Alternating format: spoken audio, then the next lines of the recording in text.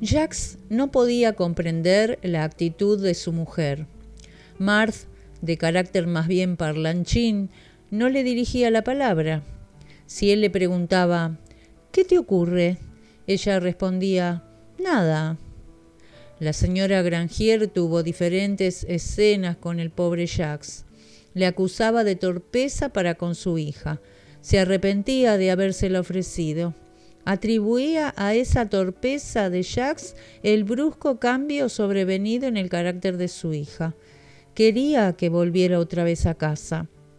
Jacques accedió.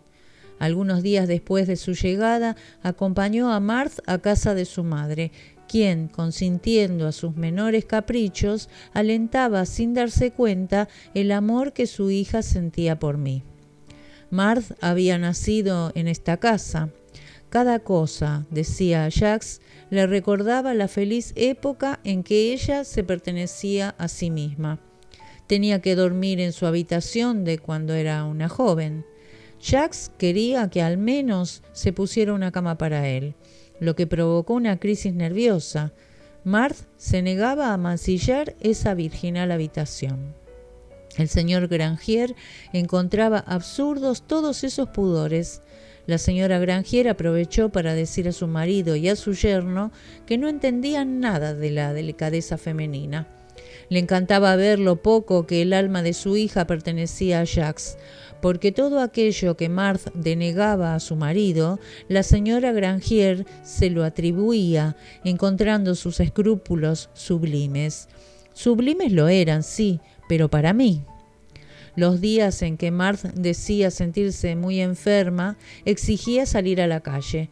Jacques sabía bien que no era por el placer de acompañarla. Marthe no podía confiar a nadie las cartas para que me las trajera, así que las llevaba ella misma a correos. Me felicité en gran manera de mi silencio, porque si hubiera podido escribirle, en respuesta a las torturas que ella le infligía, hubiese intervenido en favor de la víctima. En ciertos momentos me espantaba el daño del que yo mismo era autor, y en otros me decía que Marthe nunca castigaría lo bastante a Jacques por el crimen de haberme robado su virginidad. Pero como nada nos vuelve más sentimentales que la pasión, yo estaba, sobre todo, rabioso de no poder escribir, y así Marthe continuaba desesperando a Jacques. Se marchó desolado.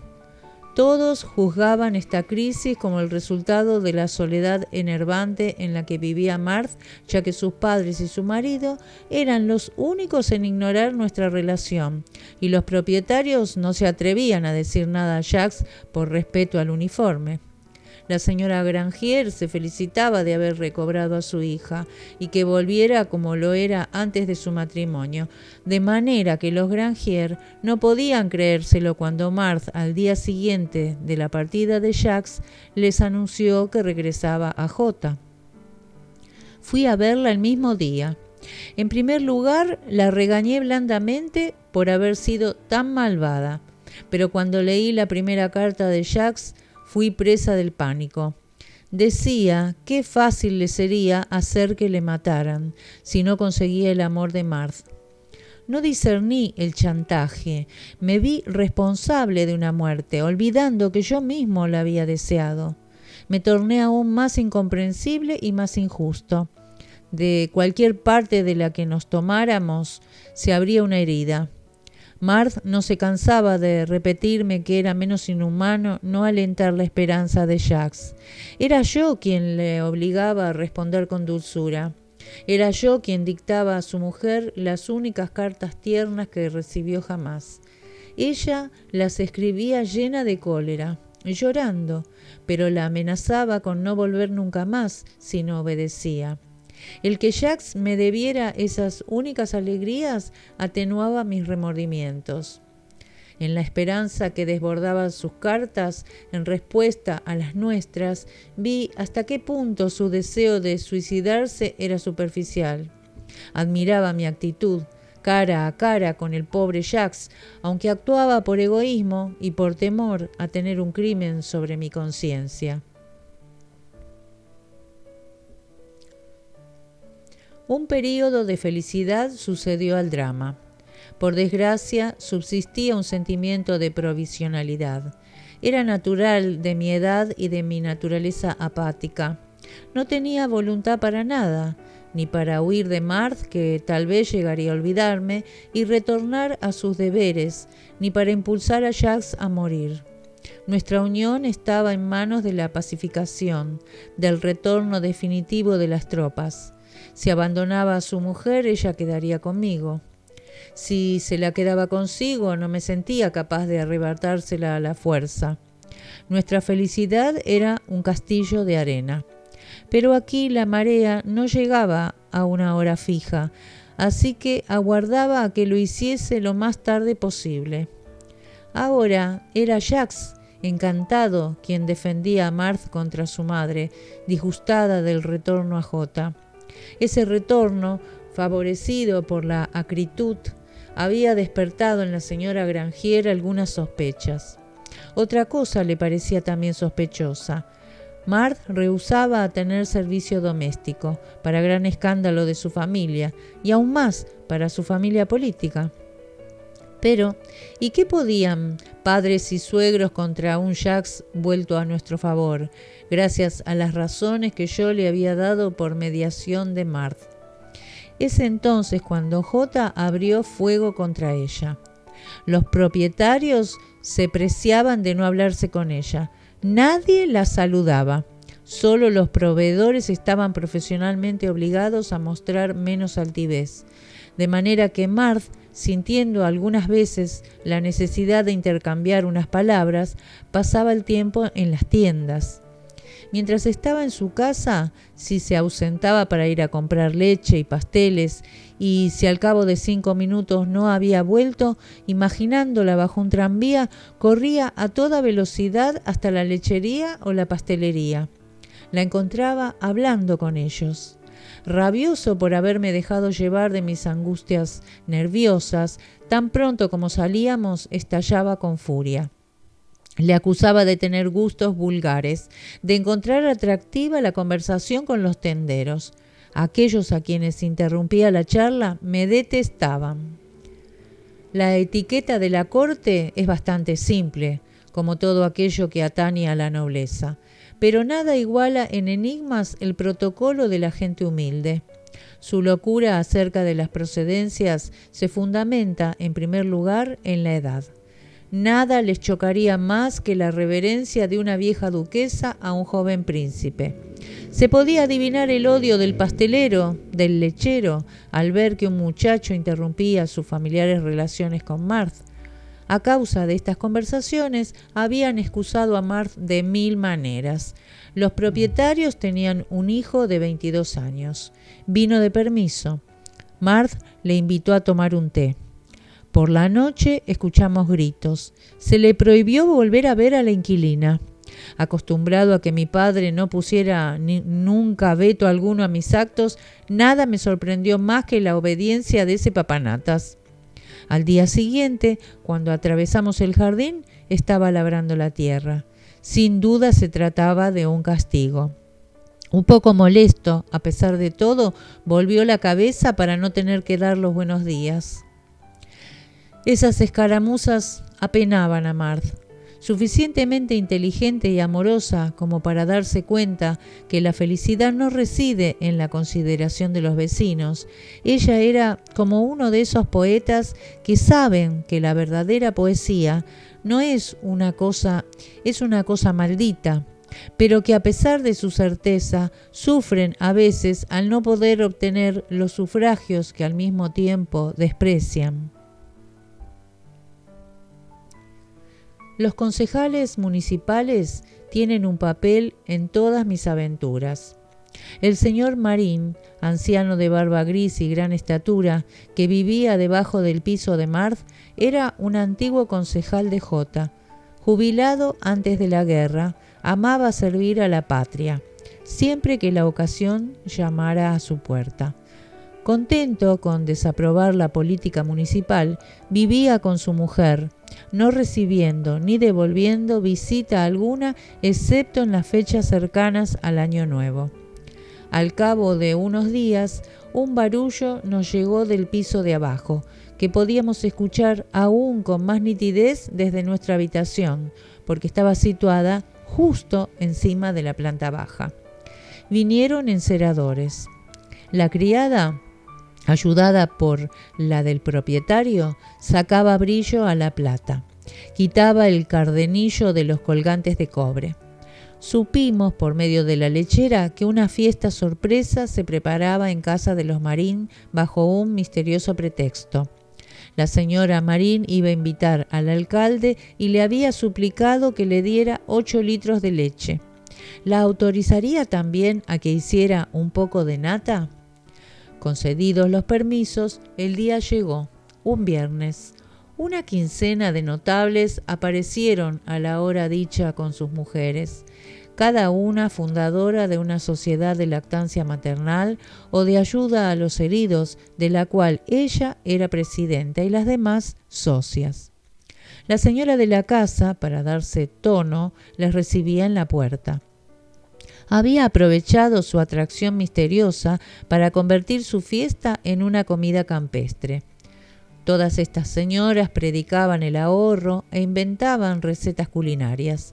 Así, sus dulces consistían en pasteles sin harina, natilla con líquen, etc.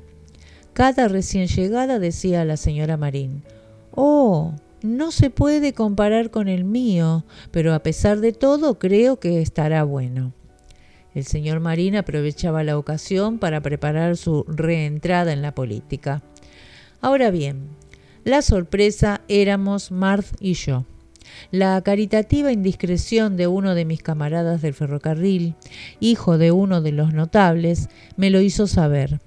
Imagínense mi estupor cuando supe que la distracción de los Marín consistía en colocarse bajo nuestra habitación hacia la tarde y escuchar nuestros juegos amorosos.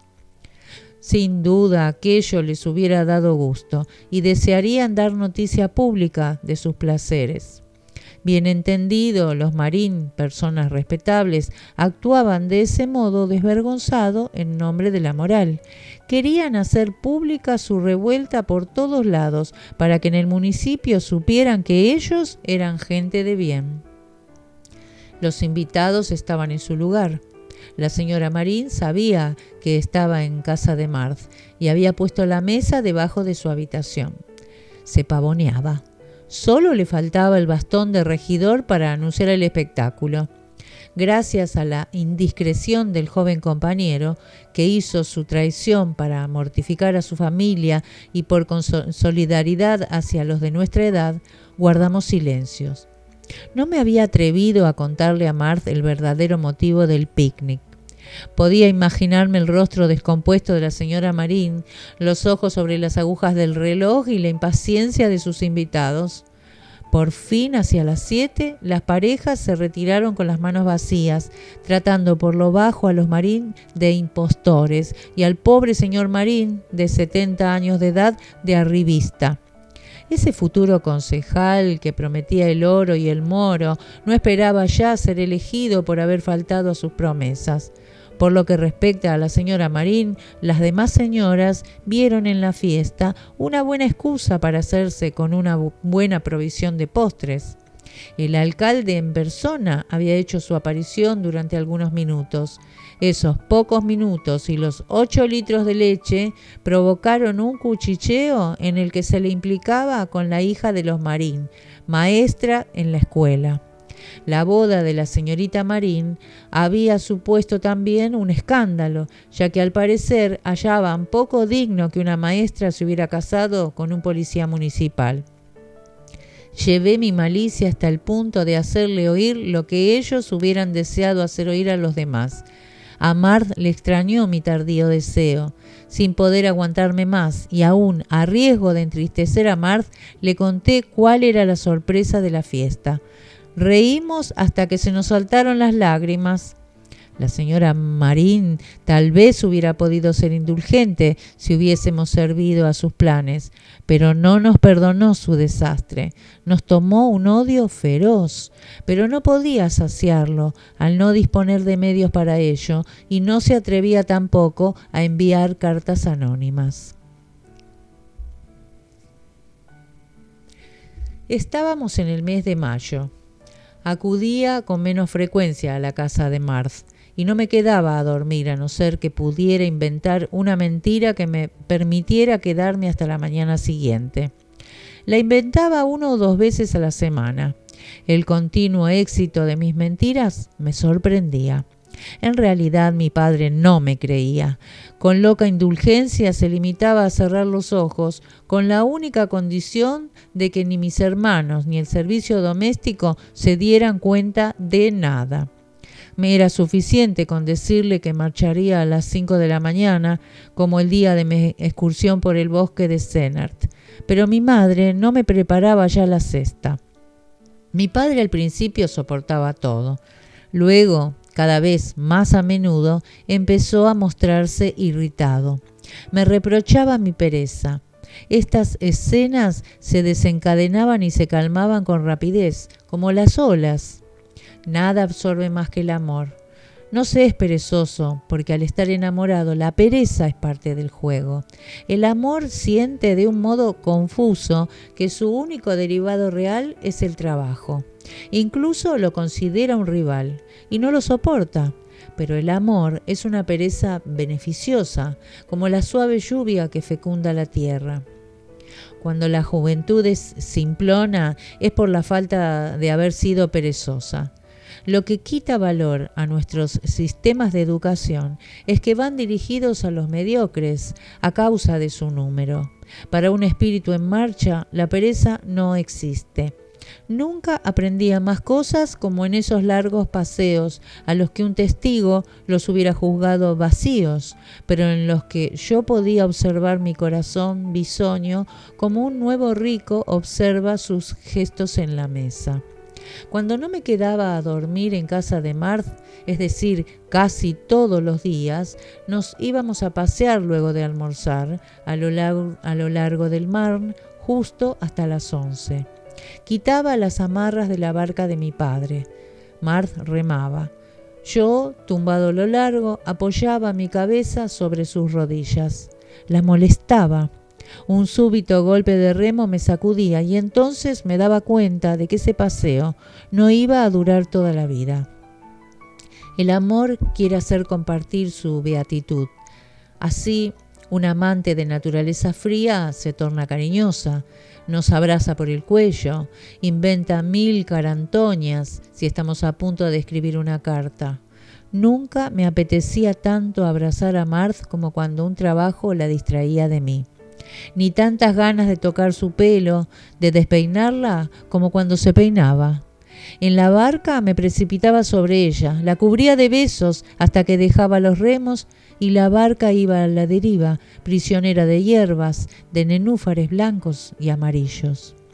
Marthe veía en ello los signos de una pasión incapaz de contenerse, mientras que lo que de veras me impulsaba era el ánimo de molestarla, irrefrenable. Luego amarrábamos la barca tras los altos matorrales. El temor de que nos vieran o de zozobrar hacía que nuestros arrebatos fueran 1000 veces más voluptuosos. Por eso ya no me quejaba de la hostilidad de los propietarios que dificultaban mi presencia en casa de Marthe.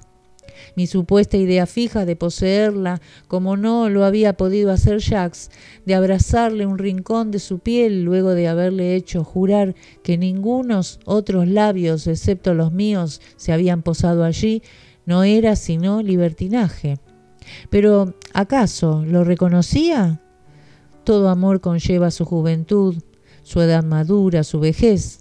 ¿Estaba yo en ese estado en el que el amor ya no me satisfacía, sino era a condición de determinadas búsquedas? Porque si mi voluptuosidad estaba basada en la costumbre, se avivaba con esas 1000 naderías, con esas ligeras correcciones infligidas a la costumbre. de manera que no se trata, en primer lugar, de aumentar las dosis, que pronto pasarán a ser mortales, objeto del éxtasis del toxicómano, sino del ritmo que él se inventa, sea en el cambio de horarios, sea en el uso de supercherías, con ánimo de confundir al organismo. Me gustaba tanto la orilla izquierda del Marne que frecuentaba la otra, tan diferente, a fin de poder contemplar aquella que tanto me gustaba. La orilla derecha es menos tranquila, consagrada a los hortelanos, a los labradores, mientras que la mía lo está a los ociosos. Atábamos la barca a un árbol. Íbamos a tendernos en mitad del trigo. Los campos, bajo la brisa de la tarde, se estremecían. Nuestro egoísmo a escondidas olvidaba los prejuicios, sacrificando el trigo a la comodidad de nuestro amor, así como nosotros nos sacrificábamos a Jacques. Un perfume perecedero excitaba mis sentidos.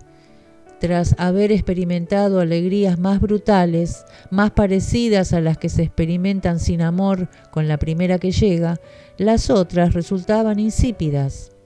Apreciaba ya el sueño casto, libre, el bienestar de sentirse solo en una cama con sábanas limpias. Alegaba razones de prudencia para no pasar las noches en casa de Marthe. Ella admiraba la fortaleza de mi carácter. Temía también la irritación que provoca esa suerte de voz angelical de las mujeres al despertarse y que, comediantes de raza, parecen cada mañana surgir del más allá.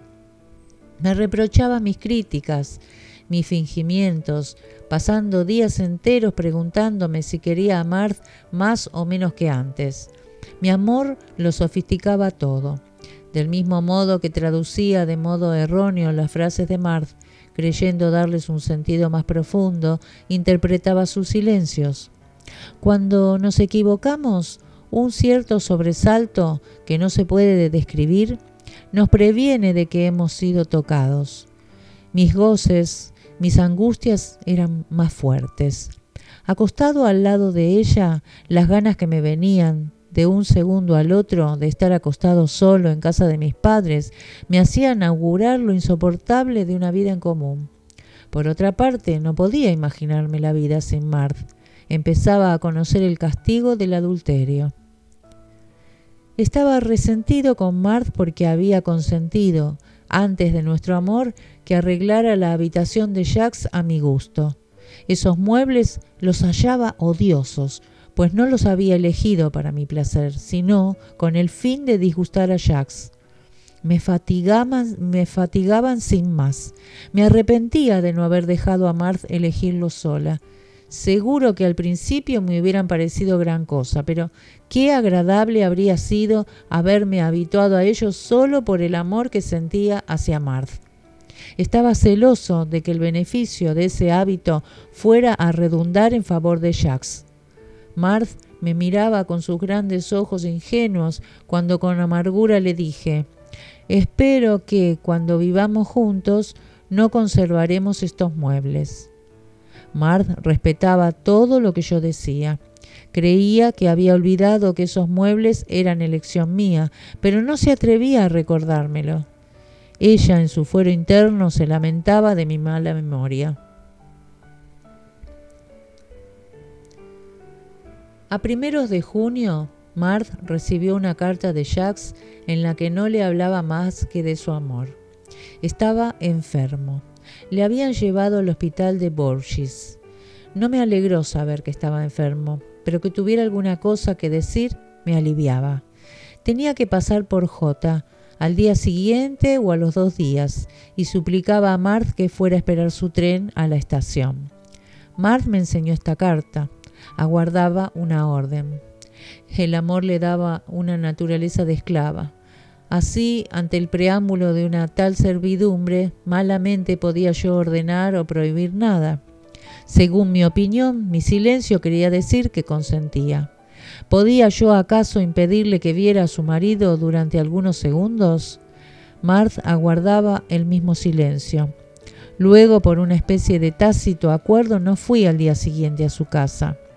A los 2 días por la mañana, un mensajero trajo a casa de mis padres un recado que solo debía entregarme a mí. Era de Marth. Me aguardaba junto al río. Me suplicaba que fuera si todavía sentía amor por ella. Corrí hasta el banco en el que Marth me aguardaba.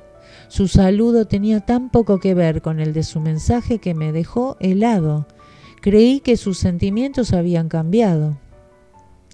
Simplemente, Marth había interpretado mi silencio de la antevíspera como un silencio hostil. No había imaginado el más mínimo tácito acuerdo. A las horas de angustia se sucedieron las quejas al constatar que estaba vivo, ya que solo la muerte tenía que haberme impedido reunirme ayer con ella. Apenas podía ocultar mi estupor. Le expliqué mis reservas, mi respeto hacia sus deberes con un Jacques enfermo. Ella me creyó a medias. Yo estaba irritado. Casi le dije, para una vez que no miento. Lloramos. Pero esas confusas partidas de ajedrez son interminables, agotadoras, si uno de los dos jugadores no pone las cosas en orden. En suma, la actitud de Marth hacia Jacques no era en absoluto halagüeña. La abracé, la amecí. El silencio, le dije, no se nos da bien. Nos prometimos no volver a ocultarnos nuestros pensamientos secretos, yo compadeciéndola un poco al creer que tal vez fuera posible. En J, Jacques había buscado con la mirada a Marth y cuando después el tren pasó delante de su casa, vio los postigos cerrados. En su carta le suplicaba que le tranquilizara, le pedía que fuera a Bourges. «Tienes que ir», le dije, de manera que esa frase tan simple no la tomase como un reproche. «Iré», me respondió, «si tú me acompañas». Esto era llevar demasiado lejos nuestra inconsciencia, pero aquello que de amor había en esas palabras, en sus actos, incluidos los más chocantes, me llevaban rápidamente de la cólera a la gratitud. Me enfadaba, me calmaba, le hablaba con dulzura conmovido por su inocencia, le trataba como a un niño que pide la luna. Yo le daba a entender hasta qué punto era inmoral que se hiciera acompañar por mí. Que mi respuesta no fuese tempestuosa como correspondía a un amante ultrajado, la enardeció todavía más. Por primera vez me escuchaba pronunciar la palabra moral. Esta palabra resultó muy oportuna porque, aunque libre de mala intención, también Marth debía de padecer crisis de incertidumbre, al igual que yo, debido a la moralidad o no de nuestro amor.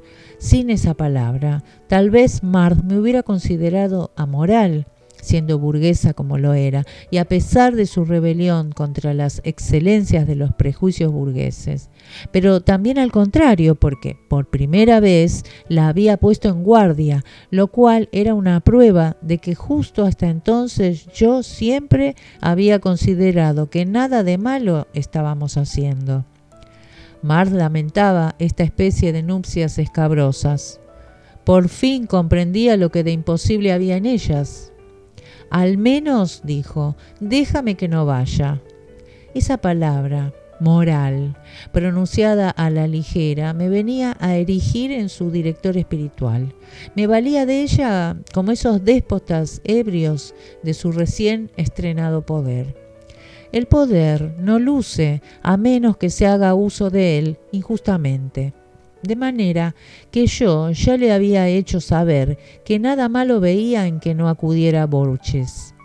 Incluso le había buscado algunas excusas para persuadirla. La fatiga del viaje, la rápida convalecencia de Jacques. Esas razones las disculpaban, si no a los ojos de Jacques, sí al menos de cara a su familia política. A fuerza de orientar a Marth en el sentido que me convenía, la iba labrando poco a poco a mi imagen y semejanza. De eso mismo me acusaba, de destruir a sabiendas nuestra felicidad. Que ella se me pareciese y que fuera obra mía, me llenaba de júbilo y al mismo tiempo me contrariaba. Veía en ello la razón de nuestra armonía, pero discernía también la causa de futuros desastres. En efecto, yo le había comunicado poco a poco mi incertidumbre, por lo que el día de las decisiones se vería impelida a no tomar ninguna decisión. La notaba abandonada a sí misma, aguardando que la mar perdonase su castillo de arena, mientras que los otros niños se apresuraban a levantar los suyos más lejos. Llegamos al punto en que esta semejanza moral desbordó a la física. La mirada, el modo de andar. A veces, personas extrañas nos confunden con sus hermanos y hermanas. Es porque existen en nosotros gérmenes de semejanza que desarrollan nuestro amor. Un gesto, la inflexión de la voz, tarde o temprano traicionan a los amantes más prudentes. Es preciso admitir que si el corazón tiene sus razones que la razón desconoce, es porque ello es menos razonable que nuestro corazón. Sin lugar a dudas, todos tenemos algo de Narciso, que ama y detesta al mismo tiempo su imagen, pero a pesar de todo, indiferente a cualquier otra imagen. Es ese instinto de semejanza el que nos conduce por la vida, gritándonos ¡alto! Ante un paisaje, una mujer, un poema. Podemos admirar otros, pero sin que nos choque de esa manera. El instinto de semejanza es la única línea de conducta que no es artificial. Pero en la sociedad, solo los espíritus groseros parecen no pecar en absoluto contra la moral, ya que persiguen siempre el mismo modelo. Así, algunos hombres se envician con las rubias, ignorando que con frecuencia las semejanzas más profundas son las más secretas.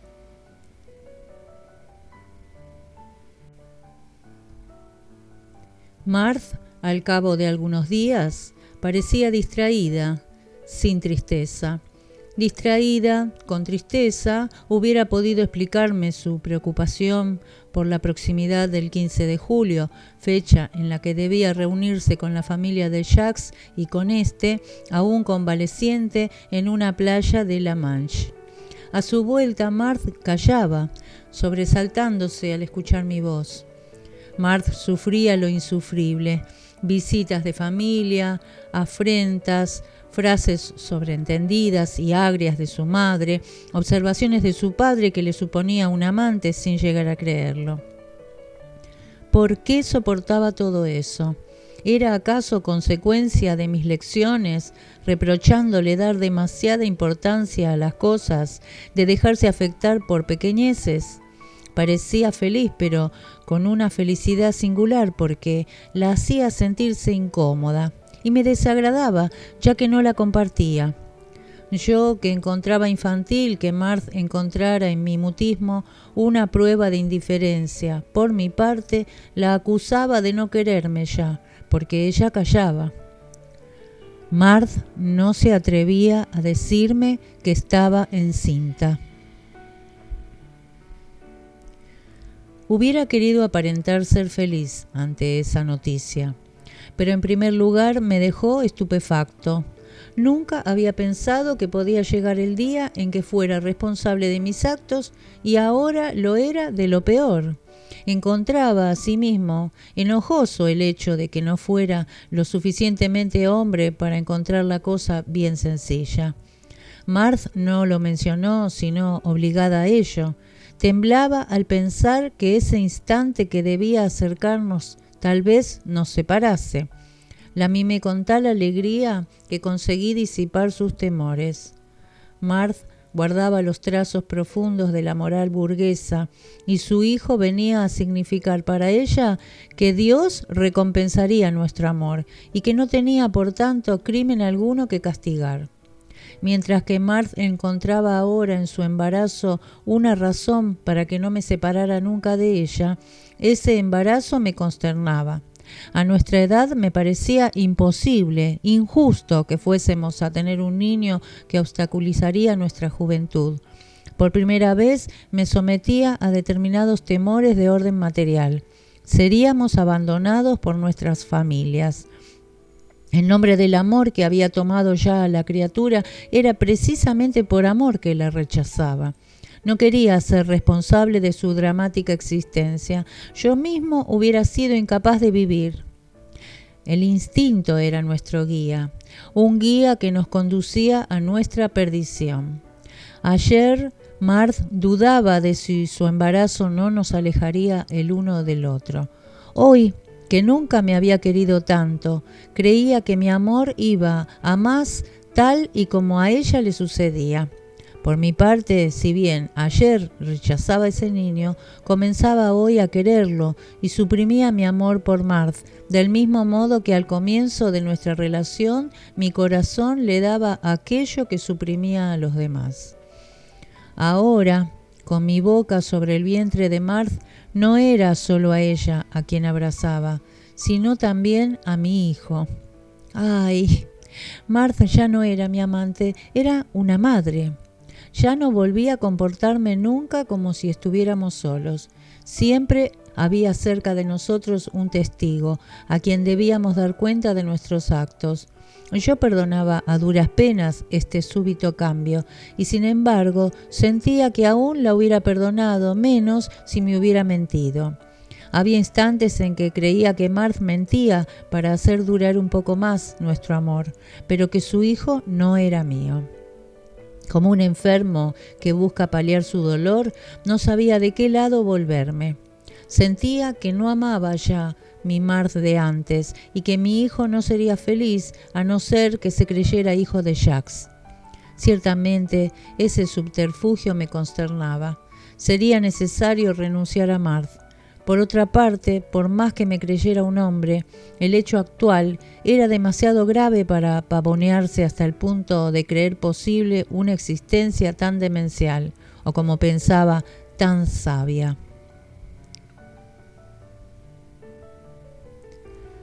Por fin Jacques iba a volver. Luego de ese período extraordinario, hallaría, al igual que tantos otros soldados engañados a causa de circunstancias excepcionales, una esposa triste, dócil, en la que nada dejaría entrever una mala conducta. Pero ese niño no tendría explicación para su marido, a no ser que sufriera su contacto en las vacaciones. Mi cobardía se lo suplicó. De todas nuestras escenas, esa no fue ni la menos extraña ni la menos penosa. Por lo demás, me extrañaba de hallar tan poca resistencia. Más tarde sabría por qué. Marth no se atrevía a ocultarme una victoria de Jacques en su último permiso y contaba, fingiendo obedecerme, rehusar a contrariarle. En Granville, bajo pretexto de malestares debido a su estado. Todo este tinglado se complicaba con fechas cuya falsa coincidencia en el momento del parto no dejaría dudas a nadie. «Bah», me decía, «tenemos mucho tiempo por delante. Los padres de Marth temerán el escándalo, la llevarán al campo y retrasarán la noticia». La fecha de la partida de Marth se aproximaba. Yo no podía sino beneficiarme de esta ausencia. Sería una prueba. Esperaba curarme de Marth. Si no lo conseguía, si mi amor estaba demasiado verde para desligarse de sí mismo, sabía que encontraría a Marth igual de fiel. Se marchó el 12 de julio a las 7 de la mañana. Yo me quedé en Jota la noche de la víspera. Cuando fui allí, me prometí no pegar ojo aquella noche. Haría una tal provisión de caricias de Marth que no tendría más necesidad de Marth para el resto de mis días. Un cuarto de hora más tarde estaba acostado y me quedé dormido. En general, la presencia de Marth turbaba mi sueño. Por primera vez, junto a ella, dormí tan bien como si hubiera estado solo. Al despertar, ella estaba ya en pie. No se había atrevido a despertarme. Solo me quedaba media hora antes de la salida del tren. Me daba rabia haber dejado perder por culpa del sueño las últimas horas que íbamos a pasar juntos. Marth lloró antes de partir. Sin embargo, hubiera querido haber empleado mi tiempo en otra cosa en vez de bebernos mutuamente nuestras lágrimas. Marth me dejaba su llave y me pedía que viniera, que pensara en nosotros y de escribirle desde su escritorio.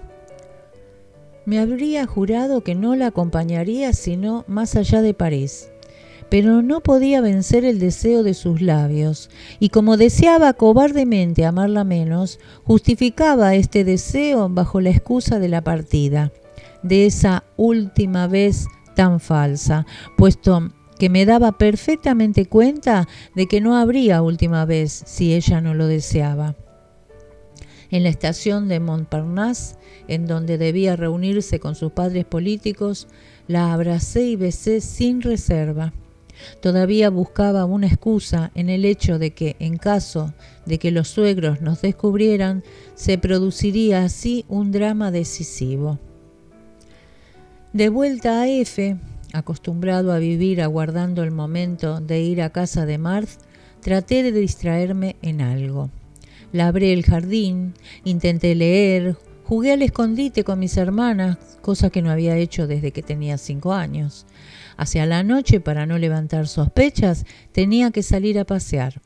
Por costumbre, recorría con ligereza el camino que iba hasta el Marne. Pero aquella noche me costaba andar, me torcía el pie en las piedras y los latidos de mi corazón se aceleraban. Tendido en la barca, deseaba morir por primera vez, pero incapaz tanto de morir como de vivir, rumiaba la posibilidad de un asesinato caritativo. Lamentaba no poder morir de aburrimiento ni de pena. Poco a poco mi cabeza se vaciaba con un ruido de bañera. Una última succión más duradera y mi cabeza se halló vacía del todo. Me quedé dormido. Me despertó el frío de un amanecer de julio. Regresé aterido a casa. La casa estaba abierta de par en par. En la antesala mi padre me recibió con dureza. Mi madre se había puesto un poco enferma. Enviaron a la criada a que me despertara para que fuese en busca del médico. Mi ausencia era, pues, oficial. Soporté la escena admirando la delicadeza instintiva del buen juez que, entre miles de acciones de aspecto censurable, escogía la única que resultaba inocente para así permitir al criminal justificarse. De todas maneras, ni me molesté en justificarme. Era demasiado difícil. Dejé creer a mi padre que venía de Jota, y cuando me prohibió salir por la noche, le di las gracias por ser todavía mi cómplice y por proporcionarme una excusa para no volver a arrastrarme solo ahí afuera. Aguardaba el cartero. Esa era mi vida. Era incapaz de realizar el menor esfuerzo para olvidar. Marthe me había dado un cortapapeles, exigiendo que no lo utilizara excepto para abrir sus cartas. ¿Sería capaz de usarlo? Tenía demasiada prisa. Rasgaba los sobres. Cada vez, avergonzado, me prometía guardar la carta durante un cuarto de hora intacta. Esperaba, con este método, poder a la larga aprender a controlarme y guardar las cartas cerradas en mi bolsillo. Aplazaba siempre este plan para el día siguiente. Un día, exasperado por mi debilidad y en un arrebato de rabia, rompí una carta sin leerla. En cuanto los trozos de papel hubieron dejado cubierto el jardín, corrí a recogerlos a 4 patas. En la carta había una fotografía de Marthe. Yo, que era dado a las supersticiones y enseguida interpretaba los hechos más irrelevantes como con un sentido trágico, había rasgado ese rostro. Vi en ello un aviso del cielo. Mi ansiedad no se apaciguó hasta luego de pasadas 4 horas recomponiendo la carta y el retrato. Nunca había realizado un esfuerzo tal.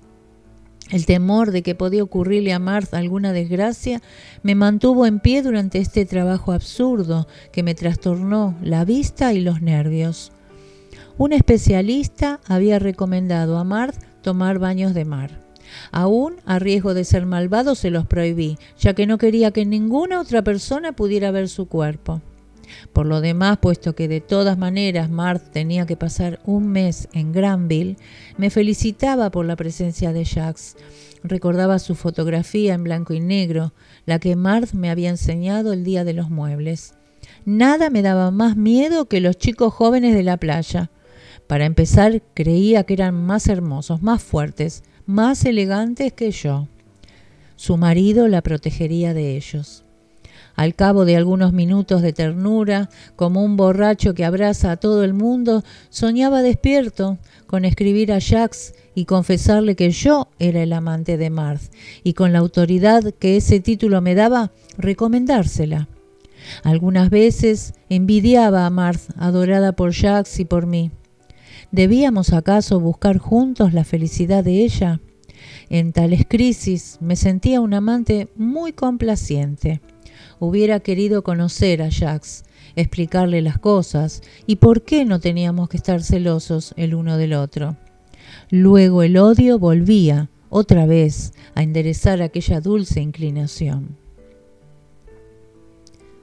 En cada carta, Marthe me pedía que fuera a su casa. Su insistencia me recordaba a una tía mía muy devota de mí, que me reprochaba no ir nunca a visitar la tumba de mi abuela. No tenía el instinto del peregrinaje. Esos fastidiosos deberes circunscribían la muerte, el amor. ¿Es que no se puede pensar en la muerte o en la amante ausente si no es en un cementerio o en una habitación determinada?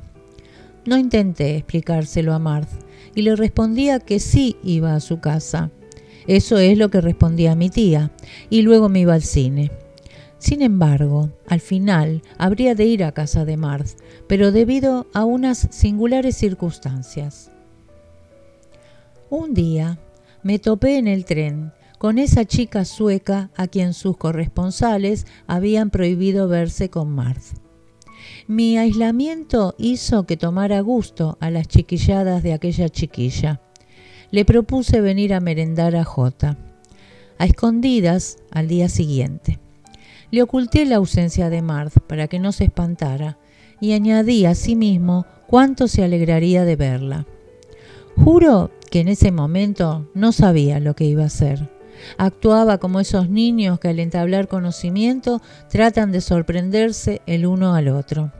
Me moría de ganas por ver la sorpresa o la cólera en el rostro angelical de Svea cuando le diera noticia de la ausencia de Marthe. Sí, era sin duda ese placer pueril de sorprender, porque además no acertaba a contarle nada sorprendente, mientras que ella se beneficiaba de una suerte de exotismo y me sorprendía a cada frase. Nada más delicioso que esa súbita intimidad entre personas que se comprenden mal. Llevaba al cuello una pequeña cruz de oro, esmaltada en azul, la cual pendía sobre un vestido bastante feo que reinventé a mi gusto. Una verdadera muñeca viviente. Sentí crecer mi deseo de reanudar aquella conversación en otro lugar que no fuera un vagón. Lo que echaba a perder un poco su aire de monja era su aspecto de alumna de colegio Pigier, a donde acudía 1 hora al día, sin gran provecho, para estudiar francés y mecanografía. Me enseñó sus deberes dactilográficos. Cada letra era una falta, corregida al margen por el profesor. Sacó de un bolso horroroso, evidentemente obra suya, una pitillera adornada de una corona condal. Me ofreció un cigarro. Ella no fumaba, pero siempre llevaba esa pitillera porque sus amigos sí fumaban. Me hablaba de costumbres suecas que yo fingía conocer. La noche de San Juan, mermelada de arándanos. Luego sacó de su bolso una fotografía de su hermana gemela, enviada desde Suecia la víspera. A caballo, desnuda, llevando sobre la cabeza una chistera de su abuelo. Me puse rojo. Su hermana se le parecía tanto que pensé si no se estaría riendo de mí al mostrarme su propia imagen. Me mordía los labios para calmar las ganas que tenía de abrazar a aquella pícara ingenua. Debí de suponer una expresión bestial, porque la vi temerosa, buscando con los ojos la señal de alarma. Al día siguiente llegó a casa de Marthe a las 4. Le dije que Marthe estaba en París, pero que regresaría enseguida. Añadí, me ha prohibido dejarla partir antes de su vuelta. Contaba con no confesarle mi estratagema hasta que no fuera demasiado tarde. Por suerte era golosa. En cuanto a mi glotonería, era del todo inusual. No tenía ganas de comer ni tarta ni helado de frambuesa, pero deseaba hacer la tarta y el helado que ella aproximaba a su boca. Hacía con mi boca gestos involuntarios. No fue por vicio que invité a Svea, sino por glotonería. A falta de sus labios hubiera tenido suficiente con sus mejillas. Cuando hablaba, pronunciaba cada sílaba para que entendiera bien. Excitado por esa divertida comidita me irritaba, yo que siempre era tan callado, por no poder hablar más rápido. Experimentaba una necesidad de charla, de confidencias pueriles. Aproximé mi oreja a su boca. Bebí sus pequeñas palabras. La coaccioné a tomar un licor.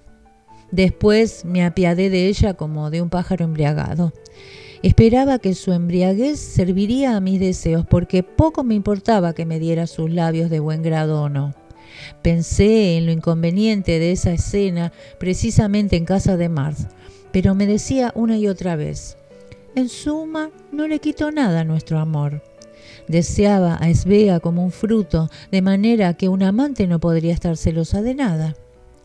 Tomé su mano entre las mías, que me parecieron las de un patán. Hubiera querido desvestirla, arrullarla. Se tendió en el diván. Yo me levanté, me incliné sobre el lugar en el que sus cabellos comenzaban todavía bello. De su silencio no podía sacar la conclusión de que mis besos le gustaran, pero incapaz de indignarse, no encontraba un modo educado de rechazarme en francés. Mordisqueaba sus mejillas, esperando que un jugo azucarado brotara, como el de los melocotones. Por fin besé su boca. Ella sufría mis caricias, paciente víctima, cerrando la boca y los ojos. Su único gesto de rechazo consistía en menear débilmente la cabeza de derecha a izquierda, de izquierda a derecha. No me equivocaba, pero mi boca encontraba la ilusión de una respuesta. Me quedé junto a ella de un modo que nunca me había quedado junto a Marth. Aquella resistencia, que en realidad no lo era, halagaba mi audacia y mi pereza. Era todavía muy ingenuo, creía que todo iría bien y que podría beneficiarme de una violación sencilla. Nunca había desvestido a mujeres, más bien había sido yo desvestido por ellas. Y así comencé a hacerlo de un modo torpe, quitándole los zapatos y las medias. Besé sus pies y sus piernas, pero cuando quise desabrochar su blusa, Svea se debatió como un pequeño diablo que no quiere acostarse y a quien hay que desnudar a la fuerza. Me daba patadas, yo atrapaba sus pies al vuelo, los aprisionaba, los besaba. Al final la saciedad llegó, igual que la glotonería cesa luego de los dulces y de los pasteles. Tuve que confesarle mi mentira y que Marth estaba de viaje. Le hice prometer que si un día se encontraba con Marth, no le contaría nunca nuestra entrevista. No le confesé que era su amante, pero se lo di a entender. El placer del misterio le hizo responder: hasta mañana.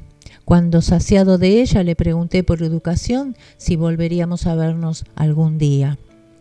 No volví más a casa de Marth, y tal vez Svea no viniera tampoco a llamar a la puerta cerrada. Veía qué censurable era desde el punto de vista de lo moral mi conducta, ya que sin duda fueron las circunstancias las que me habían hecho creer que Svea fuese un ser tan precioso. ¿La hubiera deseado fuera de la habitación de Marth?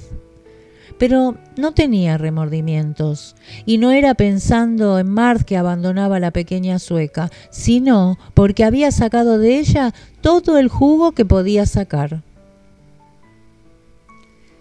Al cabo de algunos días recibí una carta de Marth. Contenía otra de su propietario, diciéndole que su cara no era una casa de su casa, no era una casa de citas. A ver qué uso hacía de la llave de su apartamento, a dónde había llevado una mujer. Tengo una prueba de tu traición, añadía Marth. No quería volver a verme nunca. Sin duda ello la haría sufrir, pero prefería sufrir antes que ser engañada. Sabía que esas amenazas eran anodinas y que sería suficiente una mentira o incluso la llana verdad para hacerlas desaparecer. Pero me vejaba el hecho de que Marth no mencionara el suicidio tratándose de una carta de ruptura. Le eché en cara su frialdad. Encontraba su carta indigna de una explicación, porque yo, en una situación análoga, me hubiera creído por conveniencia en el deber de amenazar a Marth con suicidarme, aunque sin llegar a pensarlo de veras. Rastro indeleble de la edad y de la escuela, creía que ciertas mentiras eran obligadas según el código pasional. Una nueva tarea en mi aprendizaje del amor se presentaba.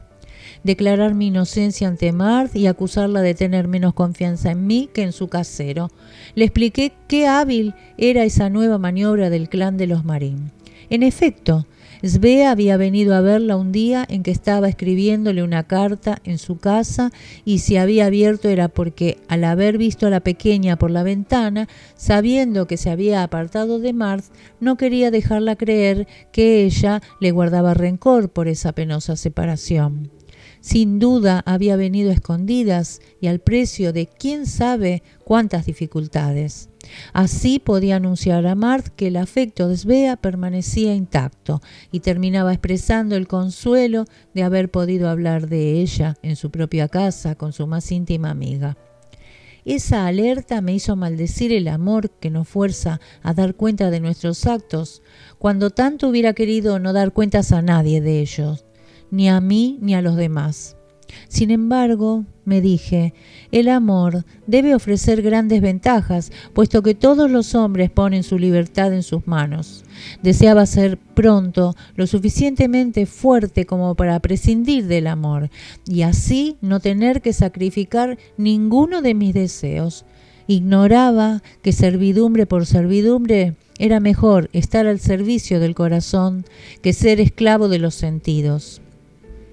Así como la abeja liba y enriquece la colmena, de todos los deseos de los que es presa en la calle, un enamorado enriquece su amor y también beneficia a su amante.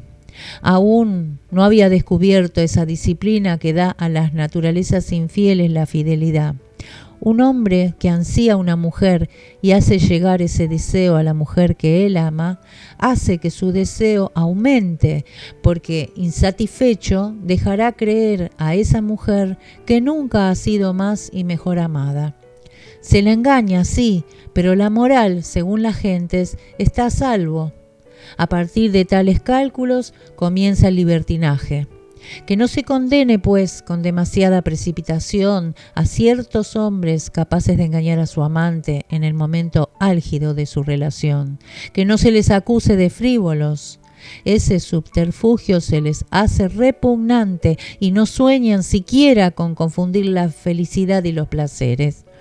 Marth esperaba que me disculpase, me suplicaba que le perdonase sus reproches, cosa que hice, no sin remilgos. Escribió al propietario rogándole irónicamente admitir que en su ausencia abriera la puerta a una de sus amigas.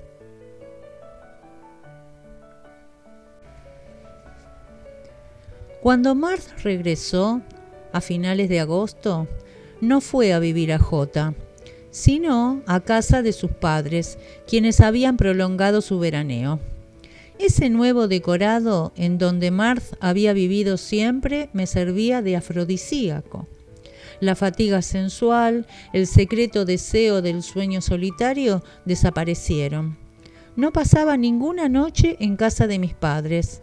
Ardía, me apresuraba como las personas que tienen que morir jóvenes y viven a toda velocidad. Quería aprovecharme de Marth antes que la maternidad la echara a perder. Aquella habitación de jovencita en la que había rehusado la presencia de Jacques era nuestra habitación. Por encima de su cama me gustaba que mis ojos la descubrieran con su vestido de la primera comunión. La obligaba a mirar fijamente otra imagen de ella, de bebé, para que nuestro niño se le pareciese. Vagabundeaba feliz por aquella casa que la había visto nacer y desarrollarse. En el trastero pude tocar su cuna, que por cierto deseaba que todavía sirviera, e hice que sacara sus camisetas, sus braguitas, reliquias de los Grangier. No sentía la pérdida del apartamento de Jota, donde los muebles no tenían el encanto de los más feos mobiliarios familiares. No podían enseñarme nada. Por el contrario, aquí todos esos muebles contra los que Marth de pequeña había debido de darse muchos coscorrones me hablaban incesantemente de ella. Además, vivíamos solos, sin concejal municipal, sin propietario. Incluso parecíamos salvajes, paseándonos casi desnudos por el jardín, auténtica isla desierta. Nos acostábamos sobre la hierba, merendábamos bajo un cenador de aristoloquias, de madreselvas, de viña loca. Boca contra boca nos disputábamos las ciruelas que recogía, heridas del todo, tibias de sol. Mi padre nunca había conseguido que me ocupase del jardín como mis hermanos, pero soñaba hacerlo con el de Marth. Pasaba el rastrillo, arrancaba las malas hierbas. Al atardecer de un día caluroso, sentía ese orgullo tan embriagador del hombre que aplaca la sed de la tierra, de las flores suplicantes, similar al que se siente al satisfacer el deseo de una mujer. Siempre había hallado la bondad un poco necia, comprendía toda su fuerza. Las flores se abrían gracias a mis cuidados, las gallinas dormían a la sombra luego de haberles echado el grano. ¡Cuánta bondad! ¡Cuánto egoísmo! La visión de flores muertas, de gallinas flácidas, hubiera envuelto en la tristeza nuestra isla de amor. El agua y el grano que venían de mí se dirigían, sin embargo, más a mí mismo que a las flores y a las gallinas. En esa primavera del corazón, olvidaba o despreciaba mis recientes descubrimientos. Tomaba el libertinaje provocado por el contacto con esa casa familiar como el fin del libertinaje. También esa última semana de agosto y ese mes de septiembre fueron mi única época de verdadera felicidad. No engañaba, ni me hería ni hería a Marth. No veía más obstáculos. Entreveía a los 16 años un género de vida que solo se desea en la edad madura. Viviríamos en el campo, permaneceríamos eternamente jóvenes. Echado en la hierba junto a ella, acariciando su cuerpo con una brizna de hierba, explicaba a Marth lentamente, reposadamente, cuál sería nuestra vida. Marth, tras su regreso, buscó un apartamento para los dos en París. Sus ojos se humedecieron cuando le confesé que desearía vivir en el campo. Nunca me habría atrevido a proponértelo, me dijo. Pensaba que te aburrirías a solas conmigo, que echarías de menos la ciudad. «Qué poco me conoces», le respondí. Hubiera querido vivir cerca de Mandres, a donde un día fuimos a pasear y donde se cultivan rosas. Luego, por azar, tras haber cenado en París con Marth, tomamos el último tren y pude respirar el aroma de las rosas. En la estación, los mozos descargaban inmensas cajas que esparcían su aroma. Durante toda mi infancia había oído hablar de ese misterioso tren de las rosas que pasaba a una hora en la que los niños duermen. Marth decía, las rosas únicamente tienen una temporada. Cuando pase, ¿no crees que Mandres te parecerá un poco feo? ¿No sería más sabio elegir un lugar menos bello, pero de un encanto más uniforme? Pero a mí me gustaba ese lugar. El deseo de gozar durante 2 meses de las rosas me hacía olvidar los otros 10 meses y el hecho de elegir Mandres me aportaba además una prueba de la naturaleza efímera de nuestro amor. Con frecuencia y bajo el pretexto de paseos e invitaciones me quedaba en casa de Marth en vez de cenar en F. Una tarde la encontré junto a un joven vestido con uniforme de aviador. Era su primo. Marth, a quien no me atreví a tutear, se levantó y vino a besarme en el cuello. Su primo sonrió al ver mi apuro. Ante Paul no hay nada que temer, querido, dijo Marth. Le he contado todo. Estaba molesto y al mismo tiempo encantado de que Martha hubiera confesado a su primo que me amaba. Aquel muchacho encantador y superficial y que no pensaba en otra cosa que no fuera su uniforme, que no era el reglamentario, parecía encantado con nuestro amor.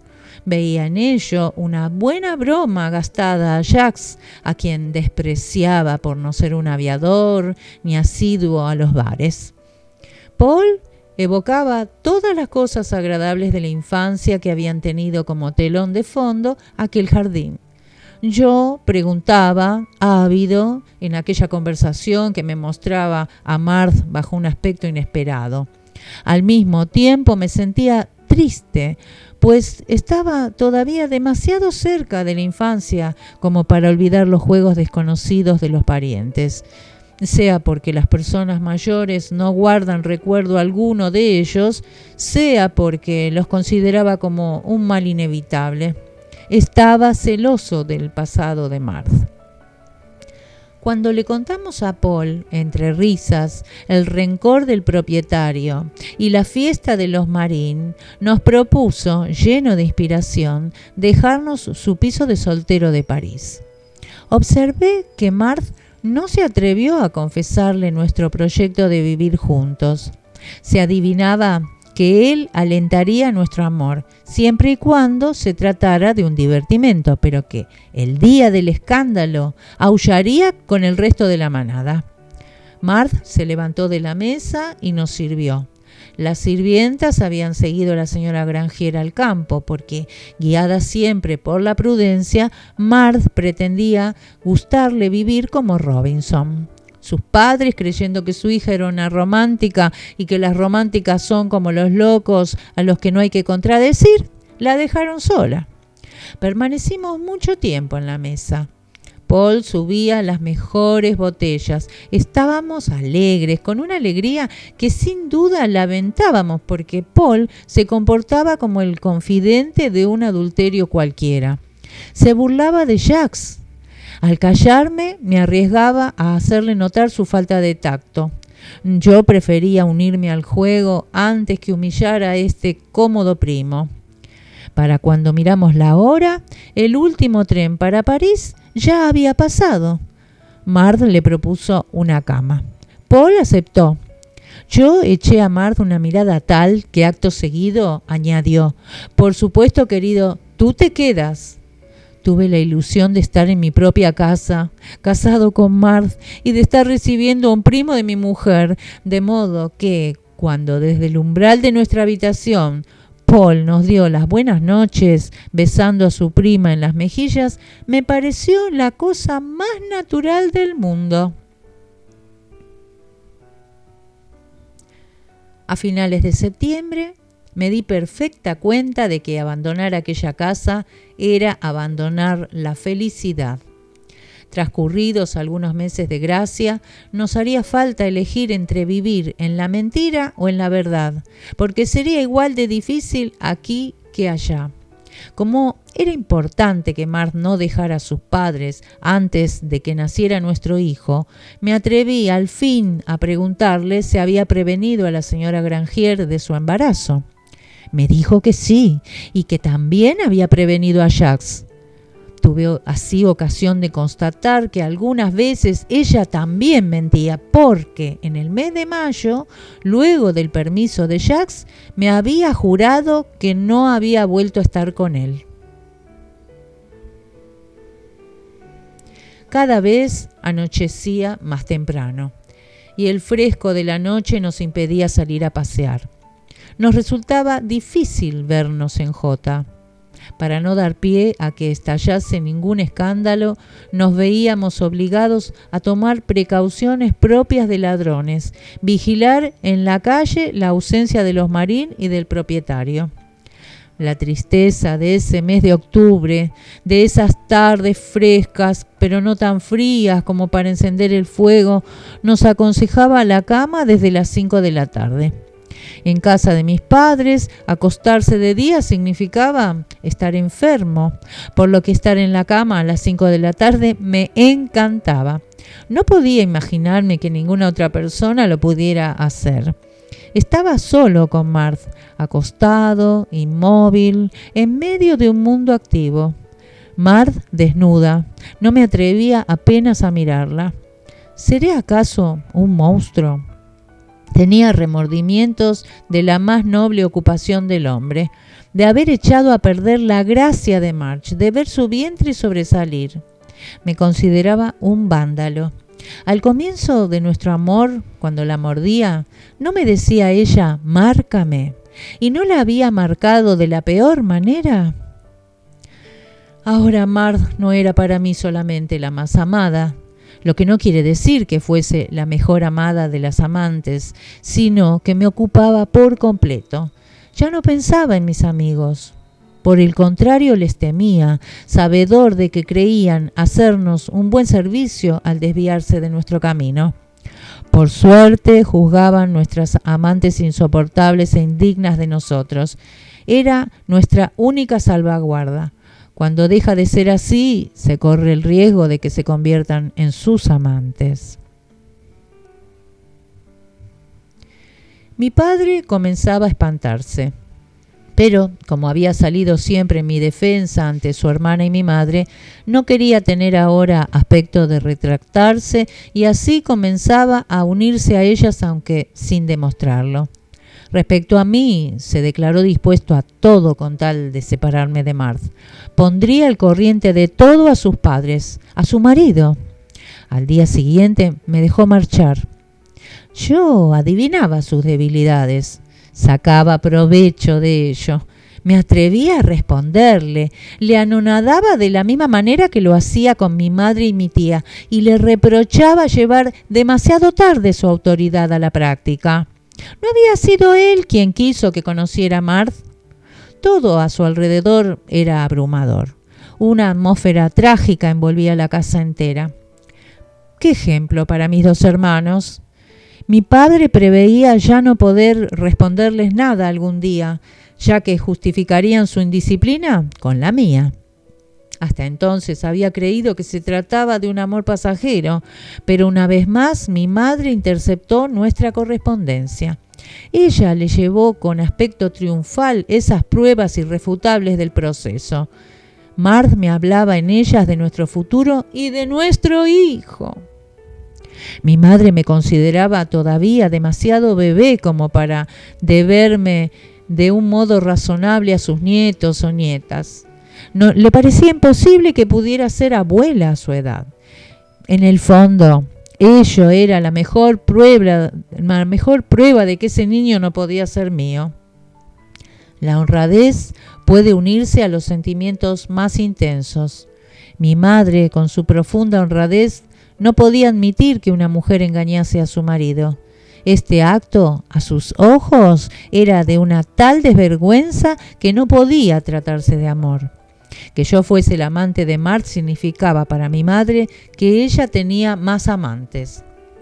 Mi padre sabía muy bien qué falso puede resultar un razonamiento tal, pero lo utilizaba para lanzar una sombra de duda sobre mí y rebajar a Marth. Me dio a entender que yo era el único en no saberlo.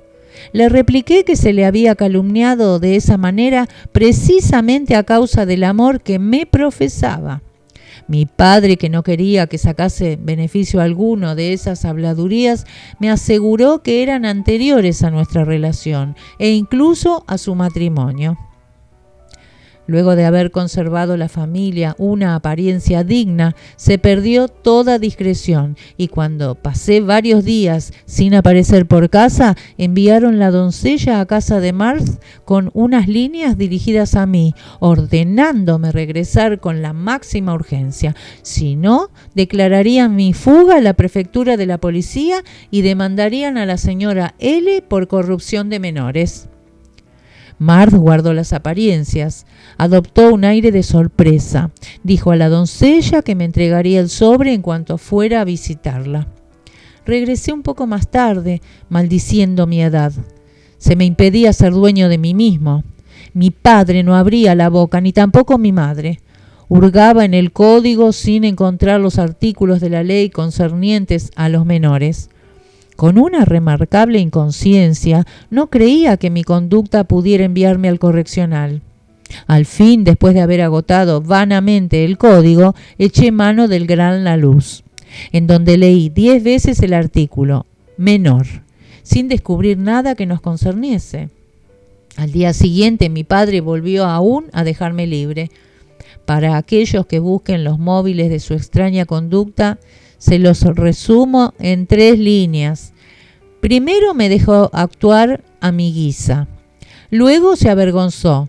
Después me amenazó, más furioso contra él que contra mí. Finalmente la vergüenza de haber montado en cólera le impulsó a aflojar las riendas. La señora Grangier había sido puesta sobre aviso a su regreso del campo por las insidiosas preguntas de los vecinos. Fingiendo creer que yo era un hermano de Jacques, le pusieron al corriente de nuestra vida en común. Como, por otra parte, Marthe no podía contenerse de pronunciar mi nombre, aún sin motivo, de contar alguna cosa que había hecho o dicho, su madre no permaneció mucho tiempo en la duda acerca de la verdadera personalidad del hermano de Jacques. Todavía estaba dispuesta a perdonar, segura de que el niño que creía era de Jacques pondría fin a la aventura. No dijo nada al señor Grangier por temor a un escándalo, pero atribuyó esta discreción a su grandeza de ánimo. Luego era importante advertir a Marthe para que supiese estar agradecida. Con el fin de demostrar a su hija que lo sabía todo, la hostigaba sin tregua, hablando con medias palabras y tan torpemente que incluso el señor Grangier, a solas con su mujer, le rogaba tratara con más cuidado a su pobre hijita inocente, a quien esas continuas suposiciones acabarían por volver loca. A lo que la señora Grangier respondía, a veces con una sonrisa, como para darle a entender que su hija había confesado. Esa actitud y su actitud precedente, desde el primer día de la estancia de Jacques, me llevan a creer que la señora Grangier, aún desaprobando completamente a su hija, por la única satisfacción de echar la culpa a su marido y a su yerno, le habría dado ante ellos la razón. En el fondo, la señora Grangier admiraba a Marthe por engañar a su marido, cosa que ella no se había atrevido a hacer jamás, fuese por escrúpulos, fuese porque le faltó ocasión para ello. Su hija la vengaba de haber sido, según ella, incomprendida. Inocentemente idealista, se limitaba a reprocharle que amara a un muchacho tan joven como yo, menos apto que ningún otro para comprender la delicadeza femenina. Los Lacombe, a quienes Marthe visitaba cada vez menos, no podían, puesto que vivían en París, sospechar nada. Simplemente juzgaban a Marthe cada vez más extraña y sus disgustos hacia ella era cada día mayor. Se sentían inquietos ante el porvenir. Se preguntaban qué sería de esa familia dentro de unos años.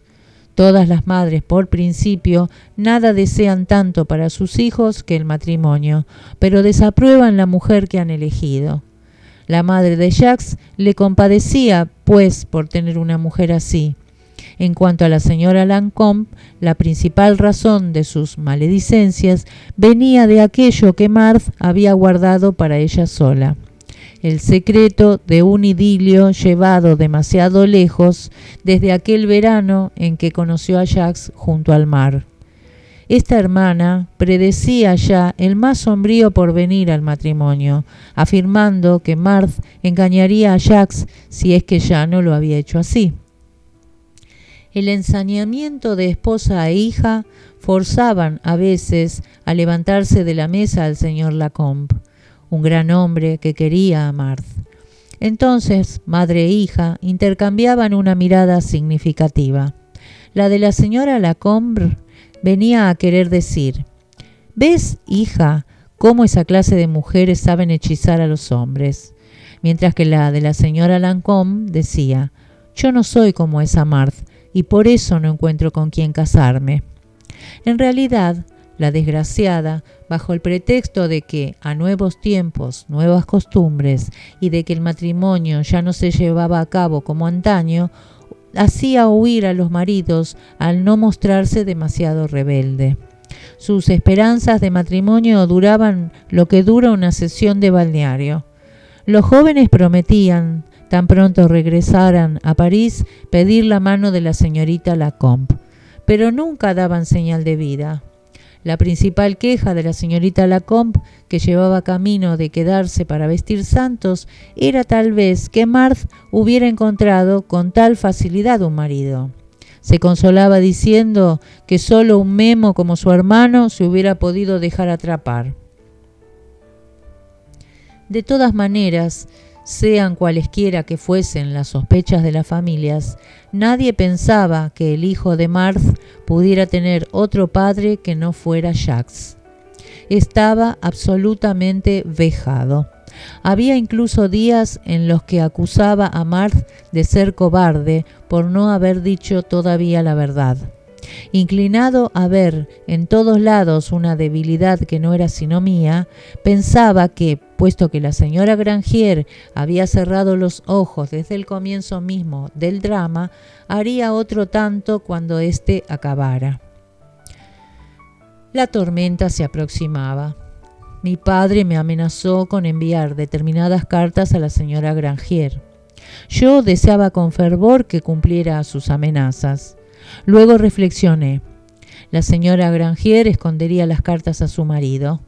Por lo demás, ni uno ni otro tenían interés en que la tormenta estallara, y me asfixiaba. Llamaba a la tormenta. Esas cartas, es a Jacques directamente a quien tenía mi padre que enviárselas. El día en que, encolerizado, me dijo que ya lo había hecho, estuve a punto de darle un abrazo. Por fin, me había hecho el favor de contarle a Jacques lo que importaba que supiera. Compadecí a mi padre si creía que mi amor era tan flojo. Además, esas cartas darían el punto y final a aquellas otras en las que Jacques se enternecía por nuestro hijo. Mi delirio no me dejaba comprender lo que ese acto tenía de locura, de imposible. Solo comencé a verlo claro cuando mi padre, al día siguiente, más calmado, me tranquiliza, según él, confesándome su mentira. La juzgaba inhumana. Cierto, pero ¿dónde está lo humano y lo inhumano?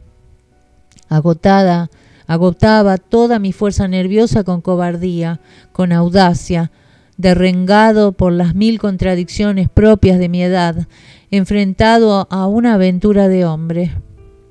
El amor anestesiaba en mí todo aquello que no fuese Marthe. No pensaba en que mi padre pudiera sufrir.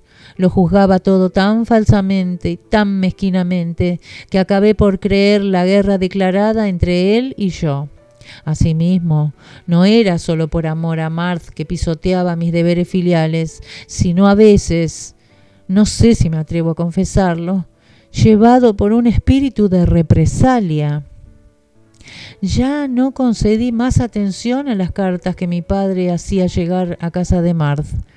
Era ella quien me suplicaba que fuera a casa de mis padres más a menudo y me mostrara razonable. Entonces yo le gritaba: ¿también tú vas a ponerte en contra mía? Apretaba los dientes, daba patadas en el suelo. Que me pusiera en un estado tal al pensar que iba a estar alejado de Marthe por algunas horas era para ella signo de mi pasión hacia ella. Esa certeza de ser amada le daba una firmeza que no le había visto nunca. Segura de que pensaría en ella, insistía para que me marchase. Pronto me apercibí de dónde procedía su coraje. Comencé a cambiar de táctica. Fingía rendirme a sus razones. Entonces, de golpe, su rostro se demudaba. Al verme tan prudente o tan despreocupado, se apoderaba de ella el temor de que ya no la quería. Entonces me suplicaba que me quedara. Tal era su necesidad de que la tranquilizase. Sin embargo, una vez nada salió bien. Desde hacía 3 días no había puesto los pies en casa de mis padres y confirmé a Marth mi intención de pasar todavía una noche más con ella. Ella hizo todo lo posible para que me echara atrás. Caricias, amenazas, llegó incluso a fingir. Acabó asegurándome que si no iba a casa de mis padres se iría a pasar la noche a casa de los suyos. Le respondí que mi padre no tomaría en cuenta su gesto de buena voluntad. Vaya, pues entonces no iría a casa de su madre, iría a la orilla del mar.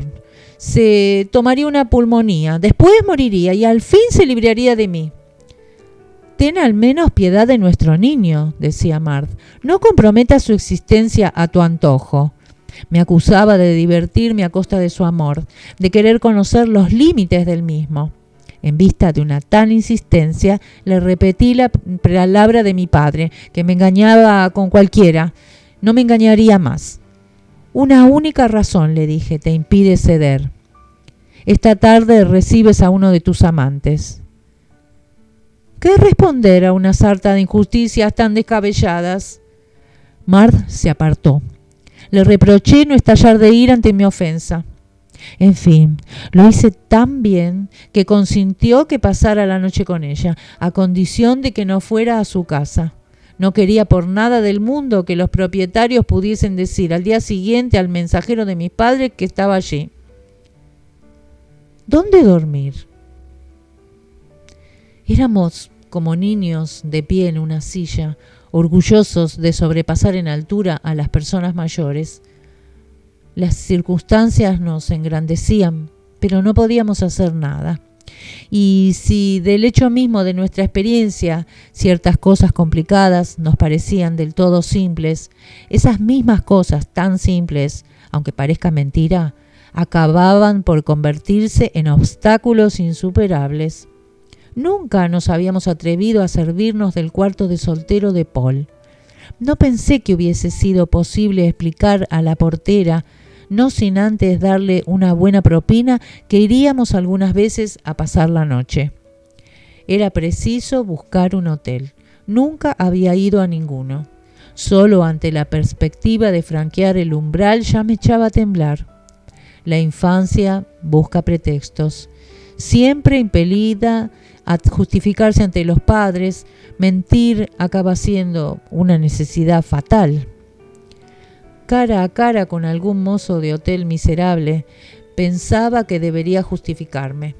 Es por ello que, pretextando que nos haría falta algo de ropa interior y algunos objetos de baño, obligué a Marth a hacer una maleta. Pediríamos 2 habitaciones. Creerían que somos hermano y hermana. Nunca me atrevería a pedir una única habitación. Mi edad, la edad en la que a uno le expulsan de los casinos, me exponía a mortificaciones. El viaje a las 11 de la noche fue interminable. Había 2 personas en nuestro vagón. Una mujer que acompañaba a su marido, de graduación capitán, a la estación del Este. En el vagón no había luz ni calor. Marth apoyaba su cabeza contra el cristal húmedo. Sufría el capricho de un muchacho cruel. Estaba bastante avergonzado y también sufría, pensando cuánto más que yo merecía Jacques ser amado, él que siempre había sido tan tierno con ella. No pude evitar justificarme en voz baja. Ella sacudió la cabeza. Prefiero, susurró, ser desgraciada contigo que ser feliz con él. He aquí esas palabras de amor que nada quieren decir y que da vergüenza traer a colación, pero que pronunciadas en boca de la persona amada nos embriagan. Creí igualmente entender la frase de Marth, pero ¿cuál era su significado exacto? ¿Se puede tal vez ser feliz con alguien a quien no se ama? Y me preguntaba, todavía me pregunto, si el amor nos da derecho a arrancar a una mujer de su destino, tal vez mediocre, pero lleno de sosiego. Prefiero ser desgraciada contigo. ¿Había un reproche inconsciente en esas palabras?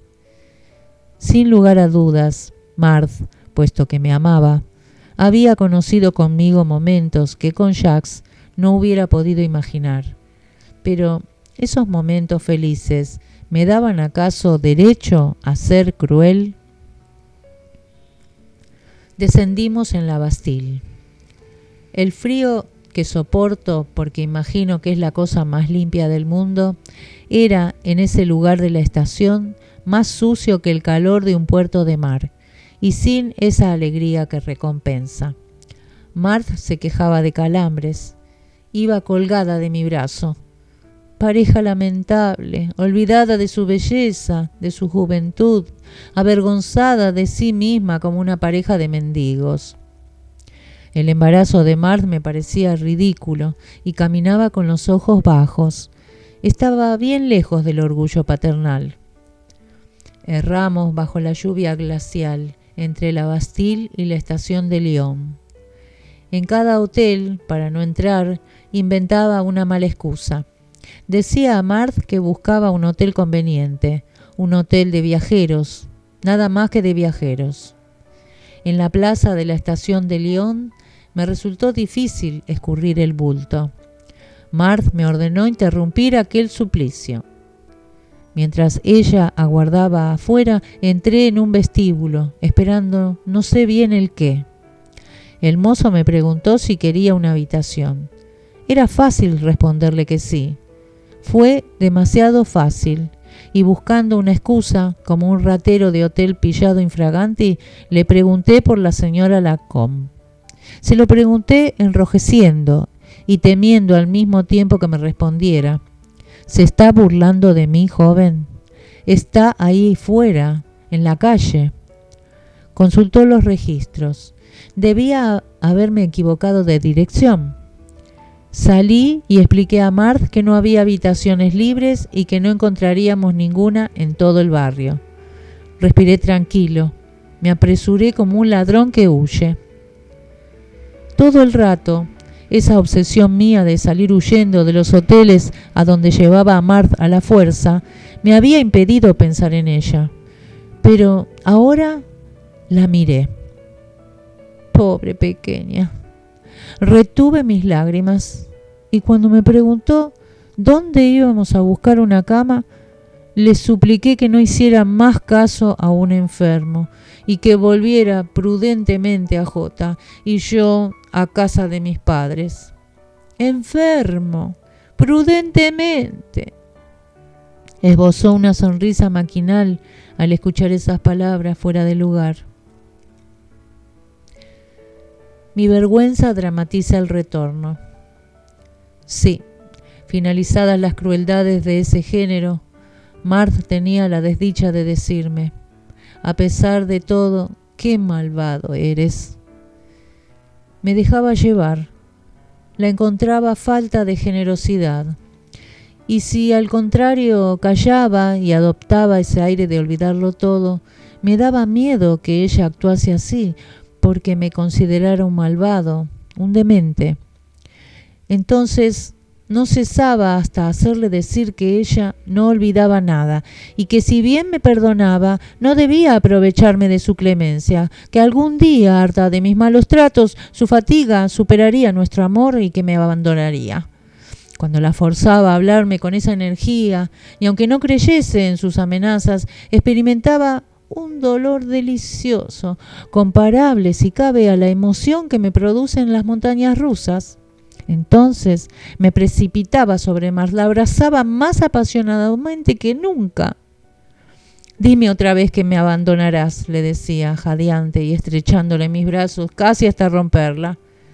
Sumisa, como no puede serlo ni una esclava, aunque sí una medium, Marthe repetía, para placer mío, esas palabras que ella no acababa de entender muy bien.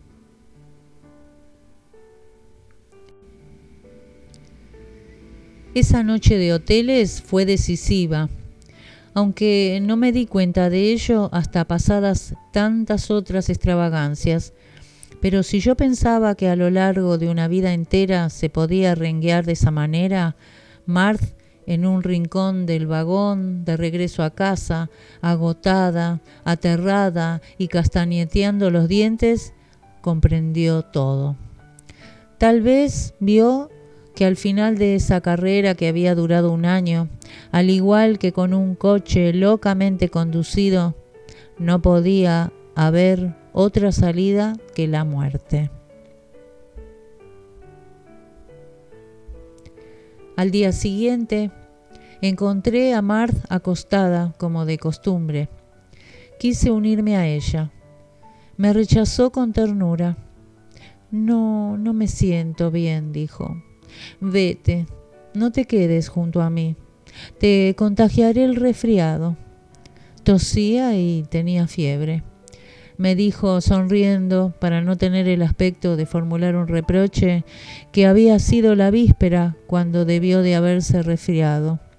A pesar de su estado, me impidió ir a buscar al médico. No es nada, dijo. Solo me hace falta un poco de calor. En realidad, no quería, al enviarme a casa del doctor, comprometerse a los ojos del que era un viejo amigo de su familia. Tenía una necesidad tal de ser tranquilizado que la negativa de Marth restó importancia a mis preocupaciones, las cuales se reavivaron y con más intensidad si cabe, cuando al ir a marcharme a casa de mis padres para cenar, Marth me preguntó si podía hacer un rodeo y llevar una carta a casa del doctor. Al día siguiente, al llegar a casa de Marth, me pareció cruzarme con él en la escalera. No me atreví a preguntarle nada y le miré con ansiedad. Su aspecto tranquilo me calmó. Solo era una actitud profesional. Entré en casa de Marth. ¿Dónde estaba? Hallé la habitación vacía. Marth lloraba, con la cabeza escondida bajo las mantas. El médico la había condenado a guardar cama hasta el día del parto. Además, su estado exigía cuidados. Era necesario que se trasladara a casa de sus padres. Nos separaban. La desgracia es difícil de admitir. Solo la felicidad parece ser un deber. Al admitir esa separación sin rebelarme, demostré poco coraje por mi parte. Simplemente no comprendía nada. Escuché atontado el fallo del médico, como un condenado escucha su sentencia. Si no se pone pálido, ¿qué valor?, se dice. En absoluto. Es más bien falta de imaginación. Cuando se le despierta para la ejecución, entonces entiende la sentencia. Asimismo, no me di cuenta de que no íbamos a volver a vernos hasta que vinieron a anunciar a Marth la llegada del coche enviado por el doctor. Le había prometido que no pondría a nadie sobre aviso, pues Marth había exigido llegar a casa de su madre de improviso. Hice parar el coche a algunos metros de distancia de la casa de los Grangier. Cuando el chofer se giró para mirarnos por tercera vez, entonces descendimos. Aquel hombre creyó sorprendernos en nuestro tercer beso, aunque en realidad nos sorprendía siempre en el mismo. Dejé a Marth sin tomar las mínimas disposiciones para escribirnos, casi sin decirle adiós, como si fuese una persona con quien 1 hora más tarde vas a reunirte. Para entonces algunas vecinas curiosas se asomaban a las ventanas. Mi madre se dio cuenta de que tenía los ojos enrojecidos.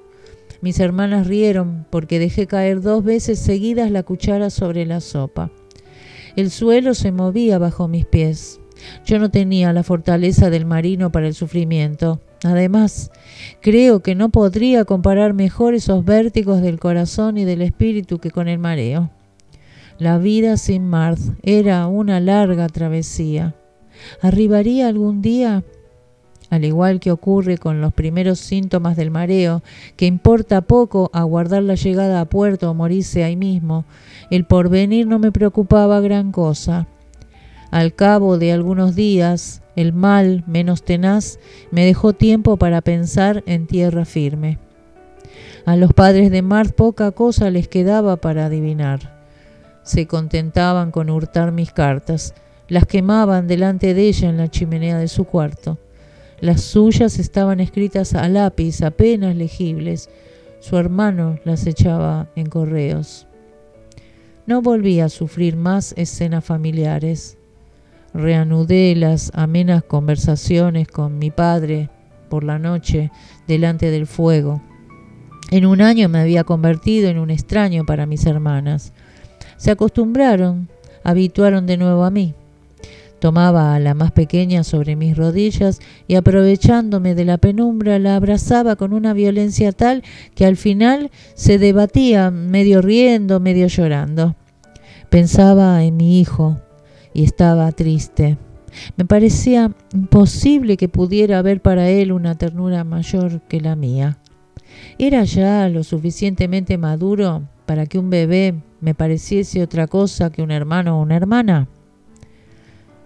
Mi padre me aconsejaba distraerme. Esos consejos tenían su origen en la tranquilidad. ¿Y qué podía hacer excepto aquello que ya no volvería a ser? Al escuchar el timbre de la puerta, un coche detenerse en la puerta, me estremecía. Acechaba en mi prisión el menor signo de liberación.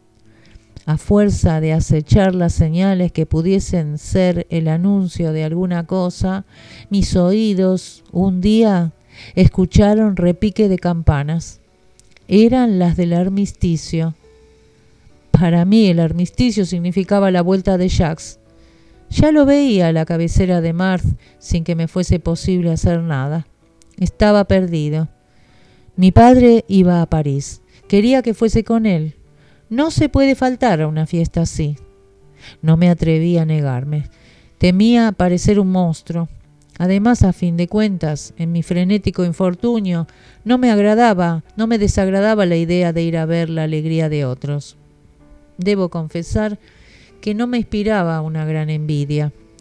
Solo yo me sentía capaz de experimentar aquellos sentimientos que se consienten a la muchedumbre. Buscaba el patriotismo.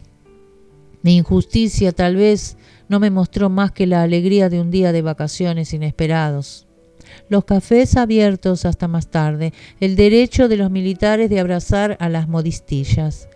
Ese espectáculo del que había pensado que me afligiría, que me pondría celoso, o bien, si no, que me distraería por el contagio de un sentimiento sublime, me aburría tanto como el día festivo de Saint Catherine. Desde hacía algunos días no recibía ninguna carta. Una de las raras veces en que nevó por la tarde, mis hermanos me trajeron un mensaje del hijo pequeño de los Grangier. Se trataba de una carta glacial de la señora Grangier. Me rogaba que acudiera lo más rápidamente posible. ¿Qué podía querer de mí? La oportunidad de estar en contacto, aunque fuera de modo indirecto, con Marthe aplacó mis inquietudes. Imaginaba a la señora Grangier prohibiéndome volver a ver a su hija y yo escuchándola cabizbajo como un mal estudiante. Incapaz de un arrebato de genio, de montar en cólera, ningún gesto habría de poner de manifiesto mi odio. Saludaría con educación y la puerta volvería a cerrarse para siempre. Entonces encontraría las respuestas, los argumentos de mala fe, las palabras mordaces que hubieran podido dejar a la señora Grangier del amante de su hija, una imagen menos piadosa que la de un colegial sorprendido en falta. Preveía la escena, segundo a segundo. Cuando entré en la pequeña sala, me pareció revivir mi primera visita. Esta otra visita significaba, sin embargo, que quizá ya no volvería a ver nunca más a Marthe. La señora Grangier entró. Sufría a causa de su pequeña estatura, pues se esforzaba en ser altiva. Se excusó por haberme molestado sin motivo. Pretendía haberme enviado ese mensaje para obtener una información demasiado complicada para ser solicitada por escrito, pero que en el intervalo de ese tiempo ya había conseguido hacerse con esa información. Ese absurdo misterio me atormentó más, incluso que no importa qué catástrofe. Cerca del mar volví a encontrarme con el pequeño de los Grangier, apoyado contra una reja. Había recibido una bola de nieve en plena cara. Lloriqueaba. Le consolé. Le interrogué acerca de Marthe. Su hermana me llamaba, me dijo. Su madre no quería saber nada, pero su padre había dicho: Marthe está grave, exijo que se le obedezca. Comprendí inmediatamente la conducta tan burguesa, tan extraña de la señora Grangier. Me había hecho llamar por miramiento a su esposo y la voluntad de una moribunda, pero la alerta había pasado. Marthe, sana y salva, había retomado la consigna. Lamenté que la crisis no hubiera durado lo suficiente para haberme permitido ver a la enferma. 2 días más tarde, Marthe me escribió. No hacía ninguna alusión a mi visita. Sin duda se la habían escamoteado. Marthe hablaba de nuestro futuro con tono especial, sereno, celeste, que me turbaba un poco. ¿Será cierto que el amor es la expresión más violenta y egoísta? Pues, buscando una razón a mi problema, vi que estaba celoso de nuestro hijo, de quien Marthe se preocupaba más que de mí mismo. Lo esperábamos para marzo, un viernes de enero. Mis hermanos sin aliento nos anunciaron que el pequeño Grangier tenía un sobrino. No comprendí su aire de triunfo, ni por qué habrían corrido tanto. Ciertamente no dudaban acerca de lo extraordinario que la noticia debía aparecer ante mis ojos, pero un tío era para mis hermanos una persona mayor. Que el pequeño Grangier fuera tío era algo prodigioso para ellos, y habían corrido hasta nosotros para hacernos partícipes de su admiración. Es el objeto que tenemos constantemente delante de nuestros ojos, el que apenas llegamos a reconocer cuando nos lo cambian de sitio.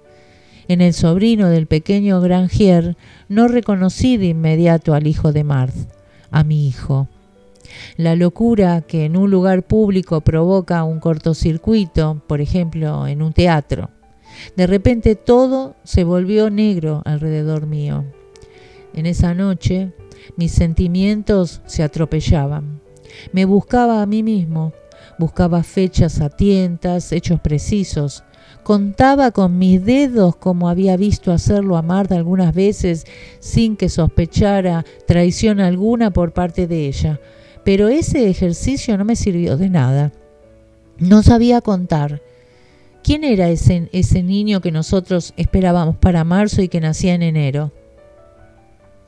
Todas las explicaciones que buscaba a esa anomalía eran producto de mis celos más que nada. De golpe mi certeza fue un hecho. Ese niño era de Jacques. ¿No había venido de permiso 9 meses antes? Así durante todo ese tiempo Marthe mentía. Además, ¿no había acaso mentido ya con motivo precisamente de ese permiso? ¿No me había jurado en un principio haber rechazado a Jacques durante esos malditos 15 días para confesarme algún tiempo después que la había poseído varias veces? Ay, nunca había pensado con profundidad que ese niño pudiera ser de Jacques. Y si al principio del embarazo de Marthe deseé de un modo vago que así fuera, no tenía ahora más remedio que reconocer lo que juzgaba como un hecho irreparable, que ilusionado durante meses por la certeza de mi paternidad, amaba a ese niño que no era mío. ¿Por qué tenía que sentirme como un padre justo en el momento en que me daba cuenta de que no lo era? Como se ve, me hallaba en un estado de confusión increíble y como arrojado al agua en plena noche sin saber nadar. No comprendía absolutamente nada. Una cosa sobre todo que no comprendía era la audacia de Marthe, haber dado mi nombre a su hijo legítimo. En ciertos momentos veía un desafío lanzado al destino que no había querido que ese niño fuera mío, mientras que en otros momentos no quería ver en todo ello más que una falta de tacto. Una de esas faltas de buen gusto que me habían chocado varias veces en casa de Marthe y que no eran sino su exceso de amor. Había comenzado una carta llena de insultos. Creía que se la debía, por dignidad, pero las palabras no afluyeron, pues mi espíritu se hallaba en otro lugar, en regiones más nobles. Rompí la carta. Escribí otra, en la que dejé hablar a mi corazón. Pedí perdón a Marthe. ¿Perdón de qué? No había duda de que ese hijo era de Jacques. Le suplicaba que de todas maneras me siguiera amando. El hombre muy joven es un animal rebelde al dolor. Comenzaba a ver las cosas de distinta manera. Casi estaba dispuesto a aceptar el hijo de otro. Pero antes de que hubiera terminado mi carta, recibí una de Marth, desbordante de alegría. Este hijo era nuestro, nacido 2 meses antes de lo previsto. Habían tenido que meterlo en la incubadora. Casi me muero, decía. Esa frase me divirtió como una chiquillada, porque en mí no había lugar más que para la alegría. Hubiese querido hacer partícipe de este nacimiento al mundo entero, decir a mis hermanos que ellos también eran tíos. Alegremente me despreciaba. ¿Cómo había podido dudar de Marth? Esos remordimientos, mezclados con mi felicidad, hacían que la amara aún más, si cabe, y a mi hijo también. En medio de mi incoherencia bendecía mi error. Sobre todo estaba contento de haber conocido por algunos instantes el dolor. Al menos así lo creía. Pero nada se parece menos a las cosas mismas que aquello que se les aproxima. Un hombre que ha estado a punto de morir cree conocer la muerte. Sin embargo, el día en que la muerte se le presente, no la reconocerá. No es ella, dirá moribundo. En su carta, Marth incluso me decía: «¿Se te parece?». Oh. Había visto recién nacidos, mis hermanos y hermanas, y sabía que solamente el amor de una mujer puede descubrir el parecido deseado por ella. «Tiene mis ojos», añadía, y sólo así su deseo de vernos reunidos en un solo ser podía hacerle reconocer mis ojos.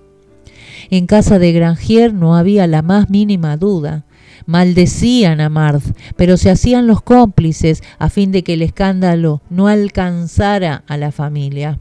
El médico, otro cómplice del orden, al ocultar que este nacimiento era prematuro, se encargaría de explicar al marido, contándole alguna fábula, la necesidad de una incubadora.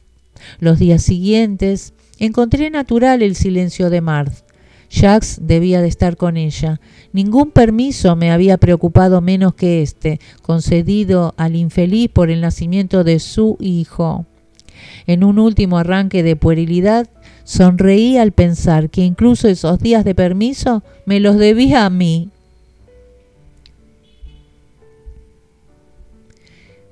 En casa se respiraba tranquilidad. Los verdaderos presentimientos toman cuerpo a profundidades desconocidas para nuestro espíritu. De manera que con frecuencia nos es preciso llevar a cabo actos que interpretamos de modo absolutamente erróneo. Me creía más tierno a causa de mi felicidad y me felicitaba al saber que Marth vivía en una casa que transformaba mis recuerdos dichosos en puro fetiche. Un hombre desordenado que va a morir y que no duda en poner orden alrededor suyo. Su vida cambia, clasifica papeles, se levanta temprano, se acuesta a una hora adecuada, renuncia a sus vicios. Sus amistades y familiares se felicitan. Así, su muerte brutal parecerá a todos más injusta todavía. Hubiera vivido feliz. De la misma manera, la reciente calma de mi existencia era mi aseo para condenados. Me creía mejor hijo puesto que tenía un hijo, o bien, si no, mi ternura me acercaba a mi padre, a mi madre, porque algo en mí me decía que dentro de poco me haría falta su ternura. Un día, al mediodía, mis hermanos regresaron de la escuela gritando que Marth había muerto. El rayo que cae sobre un hombre es tan rápido que no tiene tiempo para sufrir. Pero es por esta razón que lleva parejo un triste espectáculo. Mientras que yo era incapaz de experimentar nada, el rostro de mi padre se descompuso. Hizo salir a mis hermanos. «Idos», tartamudeó. «Estáis locos, estáis locos». Yo tuve la sensación de endurecerme, de enfriarme, de petrificarme. Acto seguido, del mismo modo que en un segundo desfilan ante los ojos de un moribundo todos los recuerdos de su existencia, la certeza de mi amor levantó el velo oscuro, dejando al descubierto todo lo que ello tenía de monstruoso. Porque mi padre lloraba, yo sollozaba. Entonces mi madre me tomó de las manos, con los ojos secos me dio consuelo, fríamente, tiernamente, como si se tratara de la escarlatina. Durante los primeros días, mi síncope justificaba ante mis hermanos el silencio de la casa. Los demás días ya no comprendieron nada. Nunca les prohibieron jugar de ese modo tan ruidoso, pero a la hora de comer, sus pasos sobre las baldosas del vestíbulo me hacían perder el conocimiento, como si a cada paso me anunciaran la muerte de Marth. Marth. Mis celos la siguieron hasta la tumba. Deseaba que no hubiera nada más allá de la muerte. Así es. Resulta insoportable pensar que la persona a quien más amamos está en una fiesta en la que nosotros no estamos. Mi corazón se encontraba aún en una época en la que no se piensa en el porvenir. Sí, era la nada lo que deseaba para Marth, más que un mundo nuevo en donde algún día nos reencontraríamos. La única vez que vi a Jacques fue algunos meses más tarde. Al saber que mi padre guardaba en casa algunas acuarelas de Marth, le entraron deseos de verla. Siempre estamos ávidos de sorprender aquello que atañe a los seres que amamos. Quise ver al hombre a quien Marth había dado su mano. Conteniendo la respiración y caminando de puntillas, me dirigí hacia la puerta entreabierta. Llegué justo para escuchar. Mi esposa ha muerto llamándole. Pobre pequeño, es la única razón que tengo para seguir viviendo. Al ver a aquel viudo tan digno y dueño de su desesperación, comprendí que el orden, a la larga, se acaba imponiendo sobre todas las cosas. ¿No acababa acaso de enterarme de que Marth había muerto llamándome y de que mi hijo tendría una existencia razonable?